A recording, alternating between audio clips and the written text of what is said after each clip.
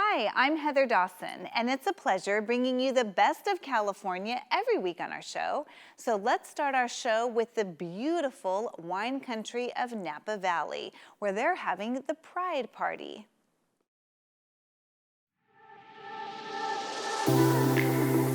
Napa Valley has the reputation in California of being the place to go to experience some of the best wines in the world. It's also known for luxury hotels, five-star restaurants, and a picturesque landscape. But did you know there are other popular events happening in Napa that are just as diverse as its wine selection? Every year, the month of June is celebrated nationally as Pride Month, and the Napa Valley is no exception. Providing events in honor of Pride has been in operation for more than a decade, thanks in part to local community members who founded LGBTQ Connection, an initiative created to support underserved LGBTQ youth and elders in Napa and Sonoma. I actually came out when I was 16. So for me, Pride means celebrating who you are. It's about being proud of your differences. It's about being proud of your samenesses. It's about, just feeling comfortable as a person and not being apologetic. Pride to me, just a celebration of, people celebrating, what they believe in.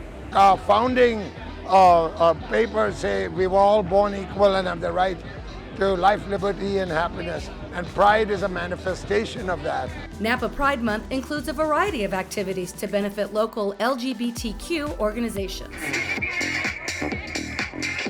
This event, hosted by Hugs, the latest brand from Perfect Union, strives to be inclusive and welcoming to everyone, as reflected in their new products and philanthropy.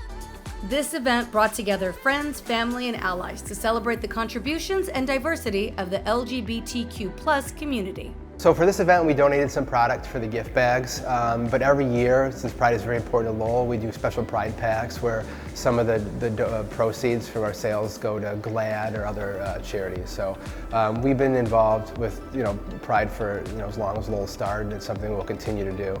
It's really near and dear to our hearts.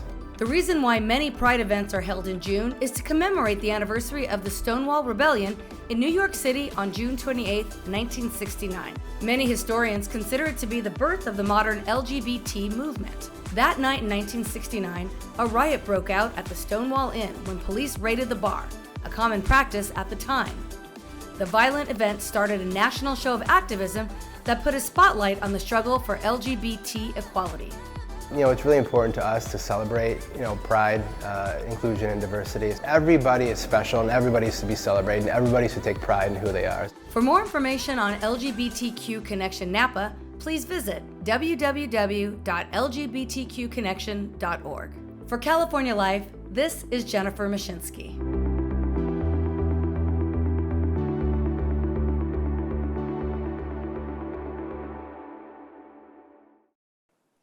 The Cheese Store of Beverly Hills, one of the first real cheese stores in the country, an iconic LA foodie destination, is officially changing ownership after 4 decades. Let's hear this cheesy story firsthand. My name is Norbert Wabnick, and I've owned the Cheese Store of Beverly Hills since 1978. I came to California to become a rock star, and that went so well that I had to get a job here for $1.80 an hour. One thing led to another, and my family helped me buy this store. It was one of the first real cheese stores in the United States, and it has sort of grown with Beverly Hills. And the people that live here are well-traveled, affluent, and have expectations. If they want good cheese, they come here. I'm Dominic and I've been part of the cheese store for the past 20 years. When growing up in New York City, I knew I wanted to be involved in food. This was the store that can help me learn. I never once felt like I worked for Norb. I always felt like I worked with Norb. Norbert allowed me to actually start my own business, Domenico's Foods, make mistakes, learn my business, all while working here at the store. Because the store has a very unique feel to it, not everybody would get it. Dominic got it. The minute he walked in, I realized that he is right for the store. So after 44 years, it's time to pass the torch, and no one better to receive that torch than Dominic. It's not only a place where I launched Domenico's Foods, it's a place where I harness my craft. I actually met my wife here. Walked into the cheese store and immediately spotted Dominic. We had a really nice conversation. As I was leaving, he gave me a loaf of bread to take. And that's when I thought there could be a future in this relationship. And a few years later, he proposed to me in the very spot where we met. It's my honor to continue the legacy and to provide the community with the level of quality and service that's synonymous with the Beverly Hills experience. And we've got big things in store. Let's find out why June is National Dairy Month. With inflation increasing at its fastest rate in decades, many of us are wondering how to stock up on staples without busting our budget. Well, experts say it could be the dairy aisle. Just in time for National Dairy Month, Chef Jamie Gwen says the modern dairy aisle is more than just eggs, milk, and butter. The modern dairy aisle has everything for your lifestyle choice, food trends, dietary needs. And I love that everything is protein packed, right? You find a lot of nutrition in the dairy aisle, a lot of versatility and variety. And it is a great time to explore innovative, tasty ingredients. June, once again, is National Dairy Month. So stock up, I say. And Chef Jamie says the modern dairy aisle offers items that can fit any lifestyle or dietary need. Whether you're plant-based, whether you're looking for dairy alternatives, if you're looking for trendy food and beverages, maybe the small meal options that are in the refrigerated section or the dairy aisle of your supermarket. I call it dairy and beyond. And then, of course, all the plant-based that has grown so very much, whether it's almond milk or oat milk, but so many different products and the variety of them growing in popularity, lactose intolerant, vegan, every eater finds their place in the dairy aisle. So what to make? Chef Jamie has some new recipes to help us plan unique, cost-effective meals. This is French toast English muffins. This is how you start the morning off right. Fluffy and fabulous, and it uses a lot of dairy aisle favorites, so you're gonna wanna steal that recipe. Now, moving on to lunch, I love an Italian panzanella salad, inspired, of course, a bread salad by the Italian ingredients, but I will say, don't let those garden veggies go to waste this summer. This is also a great way to use up leftover bread. I soak my croutons in garlic butter. You've never had anything better. Now, when you're out at the backyard barbecue, I love a steakhouse side, and this is my very best creamed corn. So if you stay stocked up on dairy aisle staples like a bevy of cheeses and milk and cream, you will have the best summer side dish ever. And summer isn't complete without a lemonade stand, right? So these are what I call my lemonade stand cookies. They're buttery and bright with lemony flavor, loved by kids and adults alike. My summer blueberry mousse, super creamy, absolutely delicious in just minutes. And the recipes, by the way, are posted at easyhomemeals.com. And in addition to great recipes, make sure to go to easyhomemeals.com to enter the $10,000 sweepstakes celebrating National Dairy Month. Again, that's easyhomemeals.com. Bringing you the best of California, I'm David Wiley for California Life. And coming up next here on California Life, we've got the best of entertainment. Don't go away. Why do we eat our feelings? Nutritionalist counselor Dr. Iflin discusses the difference between emotional eating and physical hunger. Here's Elise. Hi, I'm Elise Thurston with California Life, and today I will be interviewing nutritional counselor Dr. Joan Iflin, who specializes in emotional eating, food triggers, and the psychology behind binge eating. How are you, Dr. Iflin? I am just delighted to be here. Thanks for having me.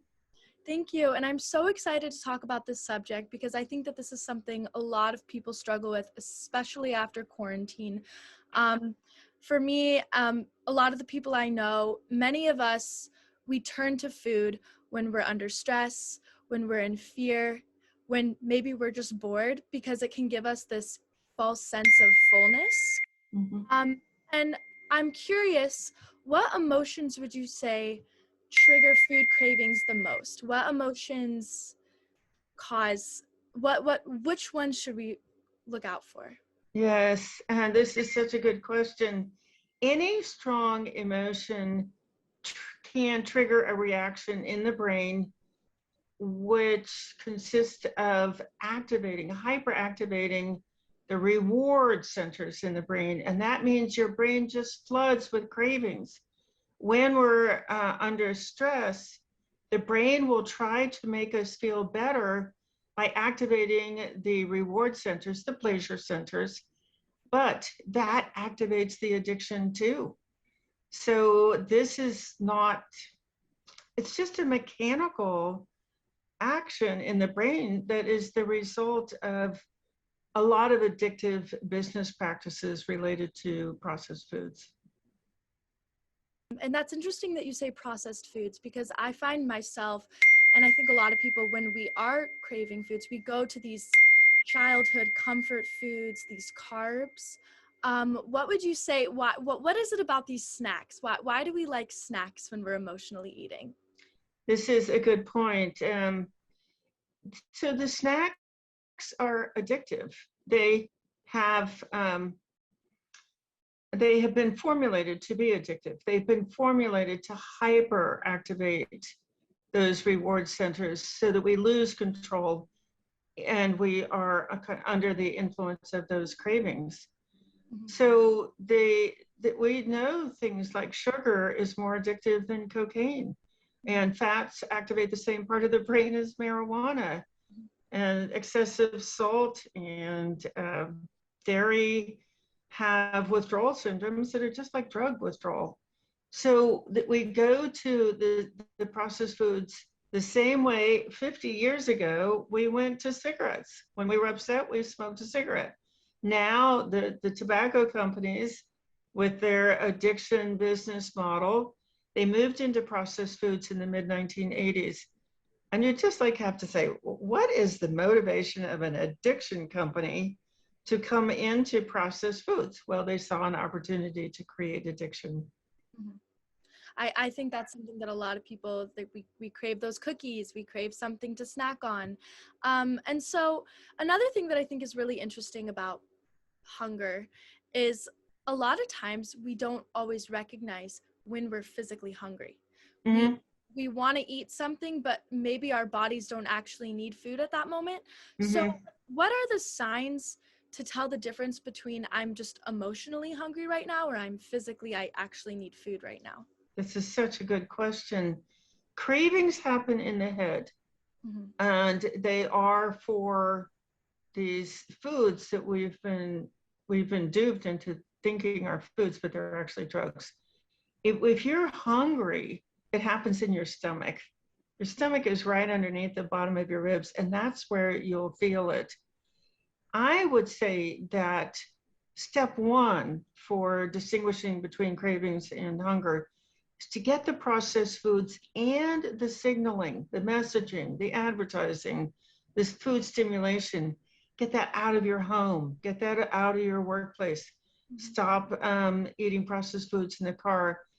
So get the cravings to stop, and then you will know that if you want to eat, it's hunger. Okay, that's so basically, if we recognize, okay, I am an emotional eater, I do that. The biggest thing you recommend doing is to just cut out those processed foods. Start eating healthier, lean meats, chicken, vegetables. People don't realize that cravings are not normal, because I know for myself, I went to kindergarten with cravings.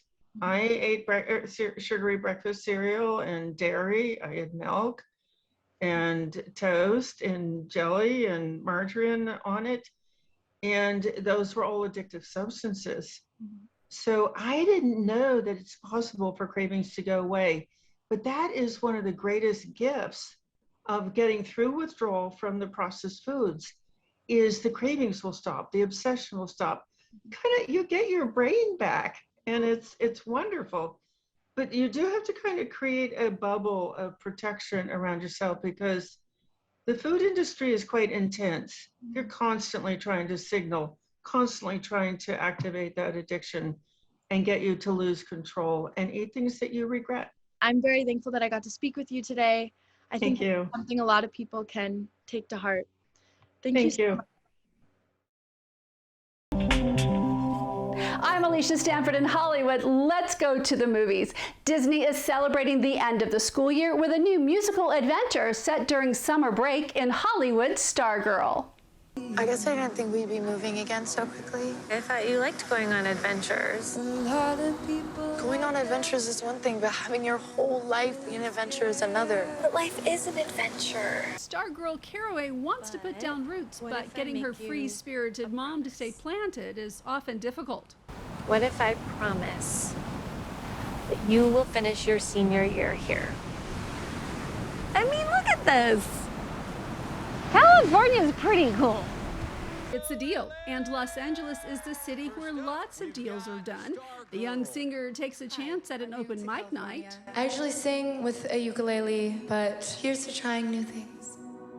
I was lying in my room and the news. And luckily, her new neighbors are looking to make a deal of their own. They want to make a movie, and they want her to be in it. In your special song. Hollywood Stargirl is a sweet All I fantasy wanted with an was to updated dream look crazy that's put on a things. show theme that is heartwarming and fun. Grace Vanderwall reprises her role as Stargirl from the 2020 film. Judy Greer is her free-spirited mother. Judd Hirsch is their clever neighbor. Tyrell Jackson Williams and Elijah Richardson are the hopeful filmmakers, and Uma Thurman appears as a washed-out singer idolized by Stargirl. This is a sweet family film with nice through lines about friendship and making your own kind of music. Even if nobody else sings along. That was a keeper. Let's take a break. I'm Alicia Stanford, and that's what's going on at the movies. We had a chance to talk to author Winnie Chang Wang about her book, Honoring Darkness, Embrace Shadow Work to Nourish and Grow Your Power.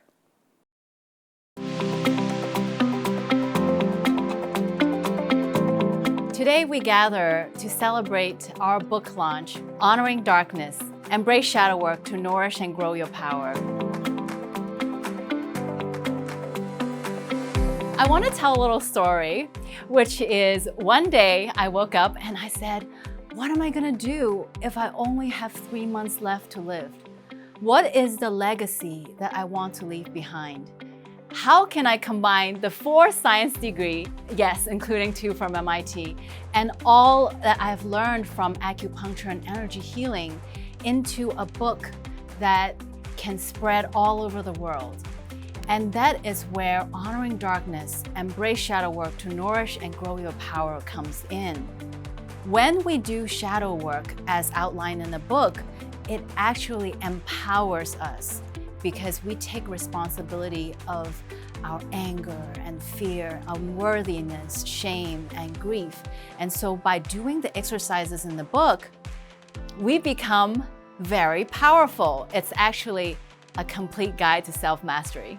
My name is Ji Choi, and I am also a doctoral candidate in psychology. I have experienced imposter syndrome in every step of my growth. Even in writing this book, I have asked myself, what qualifies me as an author? Why would anyone want to read what I have to say? Then I would swing to, because I am awesome and magical, that's why. But both sides are illusions. However, both extremes have some truth. There is some truth to not being qualified, while there is truth that nobody's ever qualified their first time trying something new. Additionally, there is also some truth in that I am magical and awesome, but everyone is magical and awesome in their own way.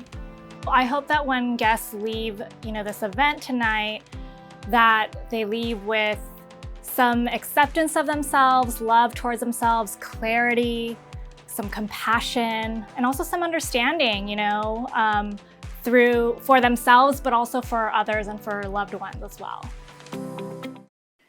Well, that's it for us. If you missed any part of our show, go to our website, californialifehd.com. Please don't forget to like us on Facebook, follow us on Instagram and Twitter. I'm your host, Heather Dawson. We'll see you next time.